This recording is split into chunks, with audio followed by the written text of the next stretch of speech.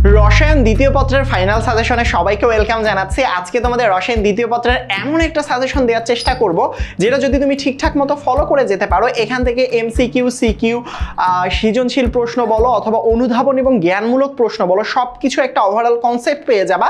বলবো না এখান থেকে তুমি 100% কমন পাবা, ব্যাপারটা এমন যে এটা এমন একটা সাজেশন যেটা তোমাকে ধারণা দিবে তোমার পরীক্ষার হলে কেমন প্রশ্ন হতে পারে। সো আমাদের এই সাজেশনের মধ্যে কি কি রেখেছি আমরা, খুব ইম্পর্টেন্ট কিছু জিনিস রেখেছি যেগুলো তোমাদের পরীক্ষার জন্য সবথেকে বেশি গুরুত্বপূর্ণ। প্রথমত অধ্যায় ভিত্তিক গুরুত্বপূর্ণ এমসিকিউ এবং এটার উত্তর রেখেছি, আর সিকিউ এর ক্ষেত্রে শুধুমাত্র প্রশ্নগুলো রেখেছি। দেখো ভাইয়া, সিকিউ এর ক্ষেত্রে কিন্তু আমরা উত্তর দিচ্ছি না, এমসিকিউ এ দিচ্ছি। ভাইয়া কেন দিচ্ছি না এটা আমি একটু পরে এক্সপ্লেইন করতেছি।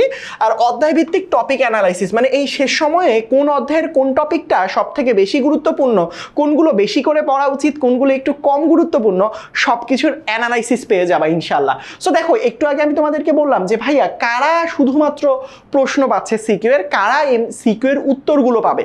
খুবই সহজ, যারা আমাদের পেইড ব্যাচের স্টুডেন্ট তারা শুধুমাত্র সৃজনশীল প্রশ্নের উত্তরগুলো সাথে পেয়ে যাবে ইনশাল্লাহ। শুধু সৃজনশীল প্রশ্ন না ভাইয়া, জ্ঞানমূলক এবং অনুধাবনমূলক প্রশ্নগুলোর সাজেশনও আমরা দিয়ে দিচ্ছি। জ্ঞানমূলক শুধুমাত্র প্রশ্ন পাবে যারা ফ্রি ব্যাচের স্টুডেন্ট, যারা জ্ঞানমূলক, অনুধাবনমূলক, সিকিউ প্রশ্ন এবং উত্তর সব কিছু পাবে তারা হচ্ছে পেইড ব্যাচের স্টুডেন্ট। তুমি যদি পেইড ব্যাচের স্টুডেন্ট না হও তাহলে তুমি এইচএসসি দেখো ভার্সিটি এ ইউনিটি এবং গুচ্ছ এই কোর্সটাতে যদি ইনরোল করো 10 মিনিট স্কুলে, তাহলে কিন্তু অটোমেটিকলি এগুলোর উত্তর সহকারে পেয়ে যাবা।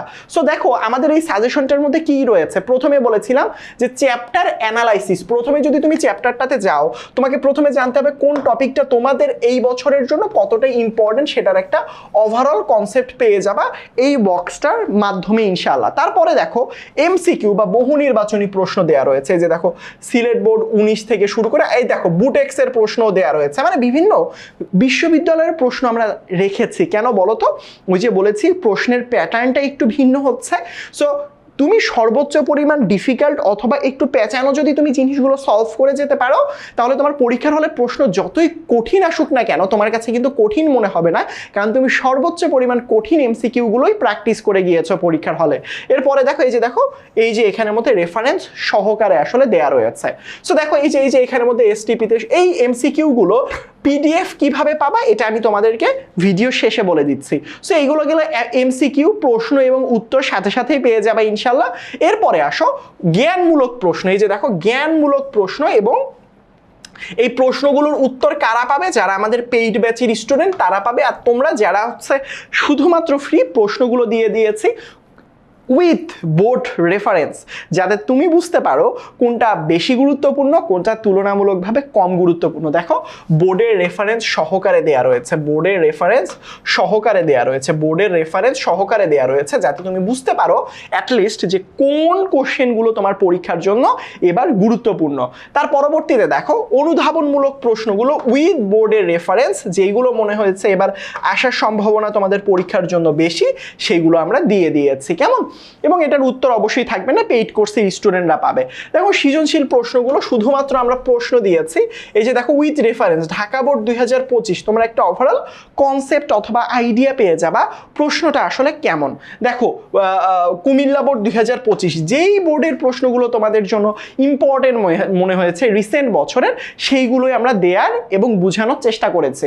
এর পরবর্তীতে আসতেছে আমাদের জৈব যৌগরও উইথ রেফারেন্স সহকারে যেই এমসিকিউগুলো বেশি গুরুত্বপূর্ণ সেইগুলো দিয়ে দিয়েছি, যাতে তোমরা টাইপ ভিত্তিক করে ধরে ভালো করে পড়তে পারো এবং বুঝতে পারো। একই সাথে আমরা খ নাম্বার প্রশ্নগুলো দিয়ে দিয়েছি এবং আমরা একই সাথে সৃজনশীল প্রশ্ন যেগুলো রয়েছে সৃজনশীল প্রশ্নগুলো দিয়ে দিয়েছি। সৃজনশীল প্রশ্নের এই যে দেখো এখানে উত্তর, এই উত্তরগুলো কারা পাবে বলো তো? এই উত্তরগুলো পাবে শুধুমাত্র পেইড কোর্সের স্টুডেন্টরা। কেমন? এই যে দেখো সৃজনশীল প্রশ্নের উত্তর পাবা শুধুমাত্র পেইড ব্যাচের স্টুডেন্টরা। হোপফুলি তোমরা প্রত্যেকে বুঝতে পেরেছ। তুমি এই সাজেশনের পিডিএফটা কিভাবে পেতে পারো? খুবই সহজ। এই যে ইউটিউবে যে তুমি ভিডিওটা দেখতেছো সেটা ডেসক্রিপশন বক্সে চলে যাও, ডেসক্রিপশন বক্সে দেখবা একটা লিঙ্ক দেওয়া রয়েছে। তুমি যদি ওই ফর্মটা ফিল আপ করো তাহলে এই যে আমার সাজেশনটা, এটার পিডিএফ অটোমেটিকলি তোমার কাছে চলে যাবে ইনশাল্লাহ। এটা নিয়ে প্যারা খাওয়ার কোনো কিচ্ছু নাই। তাড়াতাড়ি যাও, ফর্মটা ফিল আপ করো, পিডিএফটা ডাউনলোড করে পড়াশোনা শুরু করে দাও। তোমার জন্য অনেক অনেক দোয়া এবং শুভকামনা রইল। সামনের পরীক্ষাগুলো অনেক অনেক ভালো হোক। আসসালামু আলাইকুম, আল্লাহ হাফেজ।